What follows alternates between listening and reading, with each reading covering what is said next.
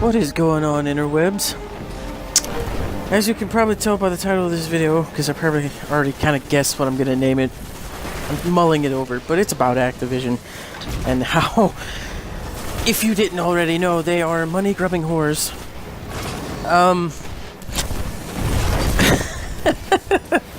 I just think this story is funny because, I mean, I kind of called it way back, but if you don't already know,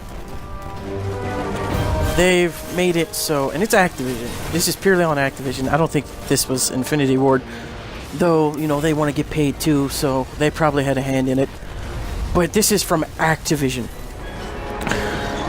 They've made it so that you can't play Modern Warfare Remastered without having Infinite Warfare. Go careful.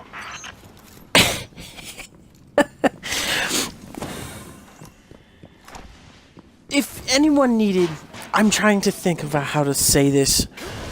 If anyone needed any more evidence that Activision is just trying to suck every single dollar out of your back pocket and keep it, this is by far the most condemning evidence that you could ever possibly hope for. I have nothing against Activision, you know, I'm not like they're an evil corporation, you know. I just see this and I know it to be true, but most people are like, well, they're trying to run a business or whatever, but this is shady and underhanded, and the fact that they didn't even mention it is kind of funny. Some guy going through clauses in the fucking fine print for owning Infinite Warfare realized that Activision changed, I guess you would call it terms of service, I don't know, but they changed it so that you can't play Modern Warfare Remastered without also having Infinite Warfare. And they did that because on the back end they realized that a lot of people don't care for it. I mean, just go look at the YouTube trailer and all the fucking dislikes. They realize on the back end that people don't want that game and they're probably not going to like it. Wherever the brothers are, they aren't here. So Let's keep moving.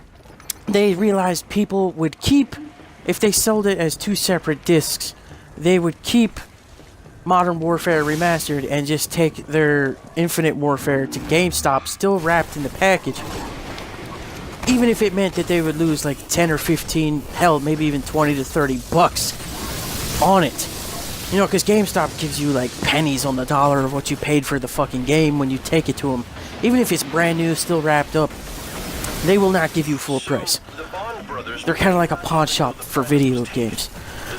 But Activision does not make that money back. Like, if you take your game to GameStop, you sell it to them, and it's GameStop sells a used copy, even though it was never played, it's still considered used. If they sell a used copy to somebody else, Activision kind of doesn't see that money. And they've already got yours. But the thing is, they want it to have longevity. And if no one's playing their game, that means no one's buying the DLC. If no one's buying the DLC, they're not getting any extra revenue. If they're not getting any extra revenue, that makes Activision a sad panda. So, they've made it so you cannot physically, I don't know how they're going to work it out digitally, but you cannot physically play Modern Warfare Remastered without having Infinite Warfare as well. I don't know how the hell they're going to make that happen. It's like, how can I equate this to something? It's like buying Halo 5 or, yeah, it's like buying Halo 5 or the Master Chief Collection. I guess you could do vice versa. It's like buying Halo 5 or the Master Chief Collection and one not working without the other. It's understandable with like the Master Chief Collection. You know, you need it to play all the games because it's all the games wrapped into one. But it's like buying the Master Chief Collection, but you need Halo 5 for it to work, or you're buying Halo 5 and you need the Master Chief Collection for it to work. It makes absolutely no fucking sense to a practical sense, but from a business standpoint, it makes all the sense in the world when you don't have any what's the word I'm looking for? When you don't have any fuck, it's like right there on the tip of my tongue too. When you don't have any fuck, it's really annoying me. I can't think of this word.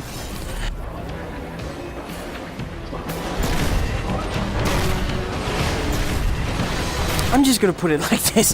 When you don't have any hope that you have a successful game, you know, when you don't have confidence, that's the fucking word I was looking for. Christ above. When you don't have confidence enough in your own product that you have to package it with something else that you know people are absolutely gonna love and want for sure, but not only that, to almost at its fucking release date also throw in, oh hey, it won't work, the thing that you really want and absolutely positively want above the thing that is complete and utter garbage to you. The thing that you absolutely want the most will not work without the thing that's utter dog shit to you. Basically, as the game is about to be released, that's kind of shady, underhanded business tactics. And when you only do that when you're trying to A, increase the longevity of your game that you know no one wants, and B, you don't have enough confidence in your own fucking project as a standalone, that you have to package it with something else, and then not only package it with something else that you know people are going to want more than your own actual product, you make it so that they can't play that thing without the product you know they don't want. And from my own personal standpoint, I don't think Infinite Warfare is actually going to be a good game. And that actually physically hurts me. I'm not like a person that hates Call of Duty. I don't hate Call of Duty. I love Call of Duty.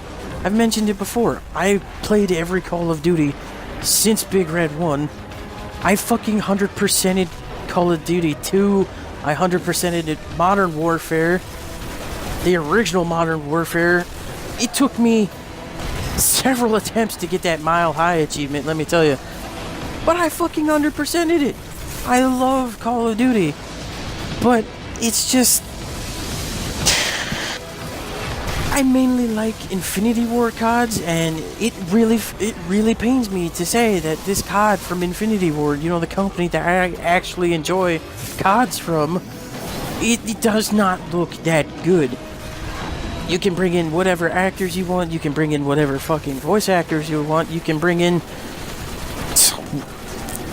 well-known programmers into your development team to make storylines, story arcs, fucking character models, anything. If it's not that good, it's not that good. And I just feel like this is a ploy by Activision because they realize that Infinity Ward kind of screwed the pooch on this, and they're like, how can we make the most money off of this to cover our own asses at the expense of others? Kind of. I'm not saying they're like evil or anything like that, but they are a business and they are trying to make money. But this is definitely a shady, underhanded way of going about it.